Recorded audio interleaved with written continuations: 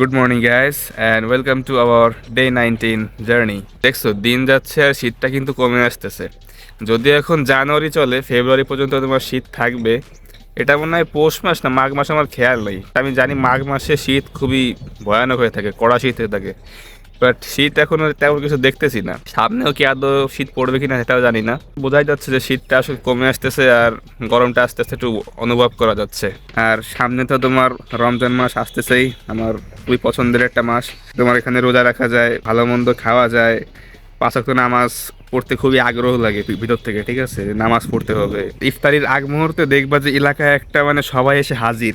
ঠিক আছে, আমাদের এখানে এই জিনিসটাই হয়, কারণ আমাদের তো ওরকম ঢাকা ওরকম এরিয়া না, একটু শহরাঞ্চল। সবাই এখানে কাজ বাজ করে, ওইখানে টাউনের দিকে যায়, সবার বাড়ি ঘরে এইখানেই।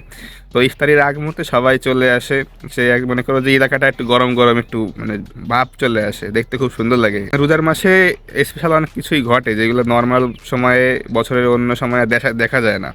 তো রোজার মাসটা এই জন্য আমার অনেক পছন্দের একটা মাস। আর একটা জিনিস ভালো লাগতেছে যে রোজাটা কিন্তু আস্তে আস্তে তোমার শীতকালের দিকে এগিয়ে আসছে। আগে তো গরমকাল ছিল, এখান থেকে 2-3 বছর, 2-3 বছর বললেও ভুল হবে, 1-2 বছর আগেও তোমার গরমকালে ছিল রোজার মাস, খুবই কষ্ট হইতো গরমে রোজা রাখতে।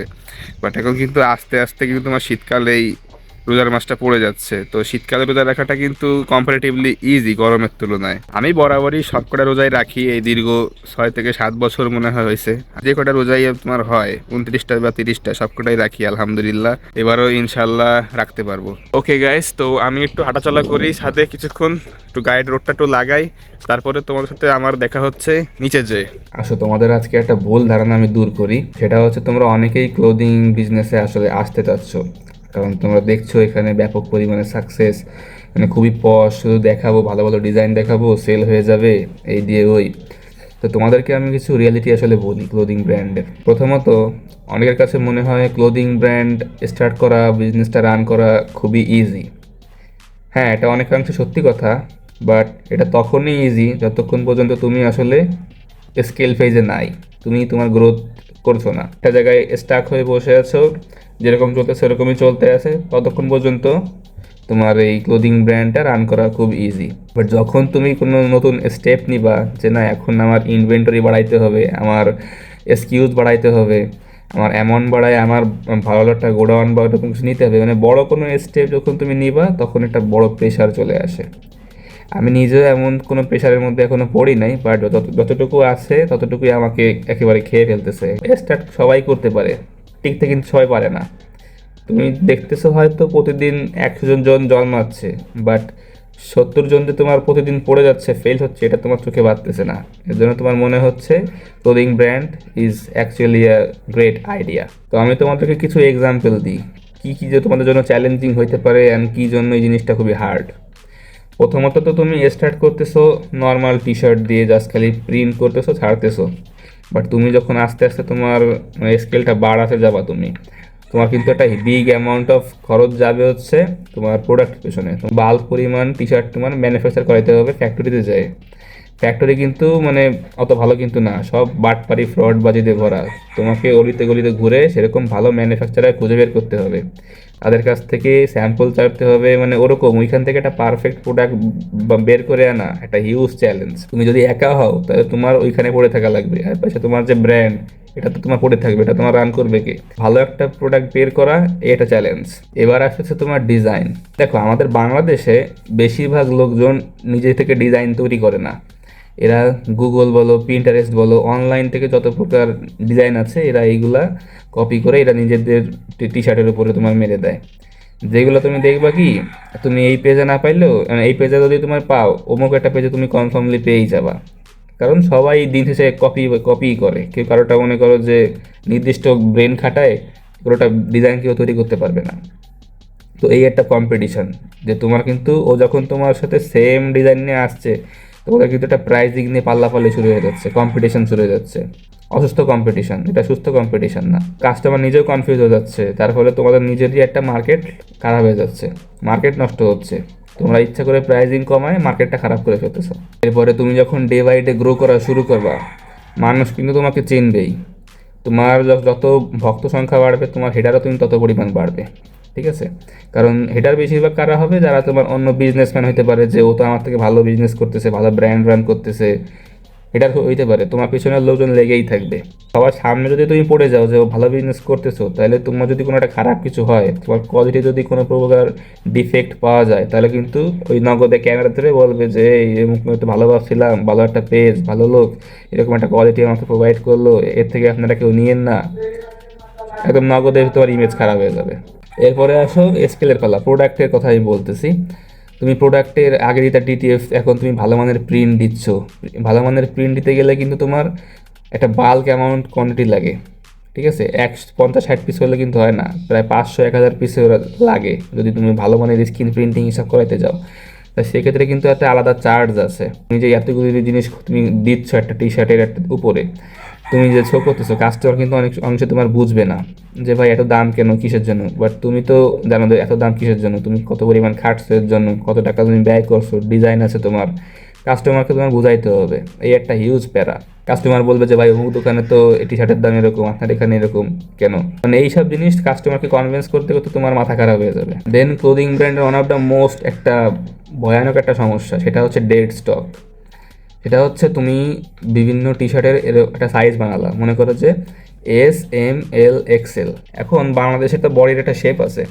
বাংলাদেশে বেশিরভাগ চলে তোমার ড্রপ শোল্ডার, যদি তুমি বলো তাহলে তোমার M, L, XL এই সাইজগুলো বেশি চলে কম্পারেটিভলি আদার সাইজ।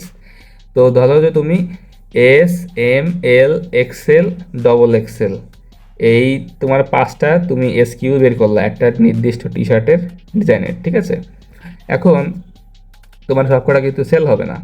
তোমার ধরো স্টক আউট হয়ে গেছে, এলও তুমি সেল করে ফেলছো সবগুলো স্টক আউট, এক্সেলও স্টক আউট হয়ে গেছে। আর ধরো এসের তোমার ছিল তোমার কয়টা, এসের তুমি 20টা বেচছো, আরও 10টা বাকি আছে। আবার XXL-এর 10টা বেচছো, এখনো 20টা বাকি আছে। XXL তো অনেকে মোটা হলে কেউ সহজে কিনে না, তাই আমি ধরলাম যে XXL-এ সব থেকে বেশি ডেড স্টক পড়ে আছে। এখন তুমি এগুলো সেল করবা কিভাবে? এই একটা ইউজ প্যারা, ডেড স্টক থাকে, বাট তোমার টাকা কিন্তু ওখানে আটকে আছে, তুমি সেল করতে পারতেছো না, কাস্টমার ইভেন নিচ্ছেও না। তোমার এমনও মাইন্ডসেট নাই যে আমি এই অল্প কটা পিসের জন্য আবার অ্যাড চালাবো, আবার কাস্টমার এসে জ্ঞান জ্ঞান করবে। ঠিক আছে, এরকম ইউজ একটা প্যারা। ডেড স্টক মানেই তোমার বিজনেস ওইখানে আটকে যায়, টাকাটা আটকে যায়। সো ডেড স্টক এড়ানোর জন্য কিন্তু অনেক রকমের স্ট্র্যাটেজি আছে, সেগুলো তোমার শিখতে হবে, লার্ন করতে হবে, এক্সিকিউট করতে হবে, অনেক প্যারা আছে। Then one of the most toughest part, branding, marketing. তুমি যদি পারফেক্ট ভালো মানের ব্র্যান্ডিং করতে চাও, তুমি যদি ব্র্যান্ডের ব্যবসা করতে চাও, বিজনেস করতে চাও, তাহলে কিন্তু তোমার মার্কেটিংটাও খুবই ভালো হইতে হবে। প্রোডাক্টের কোয়ালিটির সাথে সাথে তোমার কাস্টমার এক্সপিরিয়েন্স, মার্কেটিং সব দিক থেকে তোমার খুবই স্ট্রং হইতে হবে। না হলে কিন্তু তোমার ব্র্যান্ডিং পসিবল না। কোলাবোরেশন করতে হবে। তো এই জিনিসগুলো কন্টিনিউয়াসলি শিখতে হবে, নিজের কমফোর্ট জোন থেকে বার হইতে হবে। আমরা তো কেউ চাই না কমফোর্ট জোন থেকে বার হয়ে, তাহলে আমরা এসব করবো কীভাবে? এসব তো টাফ লাগবেই। তো ব্র্যান্ডিং তো আর একদিনের ব্যাপার না যে করলাম আর হয়ে গেল। ব্র্যান্ডিং সব থেকে বেশি ইম্পর্ট্যান্ট এবং সব থেকে বেশি হার্ড একটা জিনিস এটা তৈরি করা তোমার বিজনেসে। তো দেখো, আমি তো অল্প কিছু উদাহরণ দিলাম, আরও অনেক কিছু আছে। তো তুমি জেনে রাখো যে ক্লোদিং ব্র্যান্ড শুরু করা খুবই ইজি, বাট এটা সার্ভাইভ করা বা এটা স্কেল করা ইজ রিয়েলি রিয়েলি হার্ড। আশা করি তোমরা বুঝতে পেরেছো, তোমাদেরকে আমি কিছু অংশে একটা আইডিয়া দিতে পেরেছি। যদি পেরে থাকি তাহলে এটা আমার সার্থকতা, আর না যদি বুঝে থাকো তাহলে অবশ্যই আমাকে তোমরা কমেন্টে জানিও, আমি চেষ্টা করবো তোমাদেরকে হেল্প করতে। তো এখন আমি হচ্ছে পেন ড্রিলটা করবো, এই যে মাম্বলিংয়ের প্রবলেম আছে। ওকে, তো দেখা হচ্ছে তোমাদের সাথে পরে। Alright guys, good evening. এখন তোমার বাজতেছে 8:30। 8:30 হিসেবে নাইট আসলে হয় না, আমার যতদূর মনে হয় ইভিনিংয়ে আসলে বলে মনে হয় 8:30 যে টাইমটা। আর ভালো একটা খবরও আছে তোমাদের জন্য আর আমার জন্য। কারণটা হচ্ছে আমি আমার নেক্সট রিলসের আইডিয়াটা পেয়ে গেছি, ডাইরেকশন বা সিস্টেমটা আসলে কিভাবে হবে। এখনই কিছু বলতেছি না, যখন আপলোড করবো ওই সময় দেখতেই পাবা। বাট দেখা যাক, আর একটু ভেবে চিন্তে আমার আসলে এটা ফাইনাল করতে হবে। বাট মাথায় আসছে, এতটুকু আমি তোমাদেরকে জানিয়ে রাখলাম। রাতের এই জিনিসটা নিয়ে একটু ভাববো, একটু ঘাটাঘাটি করতে হবে আমাকে। বাট মেইন যে প্যারা জিনিস ছিল যে হুকটা, একটা রিলসে একটা হুক অনেক বড় জিনিস। হুকের কারণে কিন্তু রিলসে ভিউ আসে, হুক ভালো হুক নাই তো রিলসও কিন্তু ডাউন একদম। আর রিলস ডাউন হলে কিন্তু আমাদের সব কষ্ট বৃথা। তো হুকটা স্ট্রং করতে হবে, তো ওইটা নিয়েই বসতে হবে। আর মাঝখানে কি দিয়ে কি কর্মকাণ্ড আমি করব রিলসের ভিতরে সেটাও একটু মানে ভাবতে হবে। ও যদিও অর্ধেক 75% কাজ শেষ, 25% কাজ এখনো বাকি, ঠিক আছে? তো দেখা যাক, সবাই দোয়া করো, ইনশাল্লাহ ভালো কিছু হবে।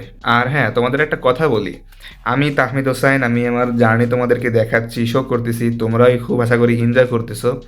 আমি দেখবা কি মাঝে মাঝে দু একটা কথা এরকম বলি, হইতে পারে তোমরা হার্ট হও, মানে যেগুলো বলি তো অবশ্যই সত্যি কথা বলি, ঠিক আছে? অনেক সময় তোমরা হয়তো কষ্ট পাইতে পারো, পাইতে পারো, তো আমি আসলে এক্সট্রিমলি সরি, আমার আসলে কিছু করার নাই, মাঝে মাঝে এরকম বলতে হয় তোমাদেরকে, কিছু শেখাইতে গেলে, বোঝাইতে গেলে, তো কথাগুলো অনেক সময় হার্ড হয়ে যায়। তো কষ্ট পেলে আমি খুবই আন্তরিকভাবে ক্ষমা প্রার্থী। বাট তোমরা বিষয়টা অন্যভাবে ওইভাবে নিও না, নিজেদের শিক্ষা বা নিজেদের লার্নিং হিসেবে নাও, অনেক ভালো কিছু করতে পারবা। আমি যে কথাবার্তাগুলো বলি এগুলো কিন্তু জেনুইন কথাবার্তা, এতটুকু তুমি অস্বীকার করতে পারবা না।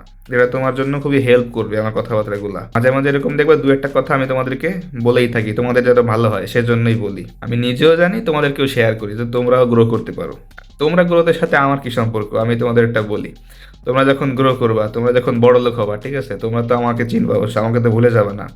রয়্যালের টি শার্ট, রয়্যালের জিনিসের দাম তো সবসময় এক্সপেন্সিভ হবে, এখন তো নর্মাল প্রাইস আছে, but at the end, at the final stage, রয়্যালের প্রাইস, রয়্যালের প্রোডাক্টের প্রাইস হবে আকাশ ছোঁয়া। তো আকাশ ছোঁয়া প্রোডাক্টের কিনতে গেলে তো তোমার সেরকম আকাশ ছোঁয়া একজন পাবলিক হইতে হবে। তো তুমি গ্রো করলে তুমি আমার কাস্টমার থাকবা, তুমি যদি গরিব থেকে যাও, পুর থেকে যাও, তুমি তো আমার কাস্টমার হইতে পারবা না, ঠিক আছে? এটা সত্যি কথা। এখন শুনতে ব্যাপারটা হাসি লাগতেছে, বাট এই যে যে ভিডিওটা তুমি যদি কয়েক বছর পরে শুনো, তাহলে তুমি জিনিসটা রিয়েলিটি আসলে বুঝতে পারবা। আমি জানি আমার প্রোডাক্টের ফাইনাল প্রাইস কেমন হবে। তো তুমি যেন আমার প্রোডাক্ট পারচেজ করার মতো অ্যাবিলিটি রাখো, সেজন্য আমি তোমাকে জ্ঞান দিচ্ছি। তুমি ওটা শুনে গ্রো করো, নিজের হার্ড ওয়ার্ক করো, ডেডিকেশন দিয়ে বড় হও, আর তাহলেই আমাদের জার্নিটা আরও বেশি লম্বা হবে। ওকে গাইস, তো আজকে এই পর্যন্তই। এখন আমার কাজ করতে হবে। তো তোমাদের সাথে দেখা হচ্ছে ইনশাল্লাহ আগামীকাল। ওকে, আল্লাহ হাফেজ।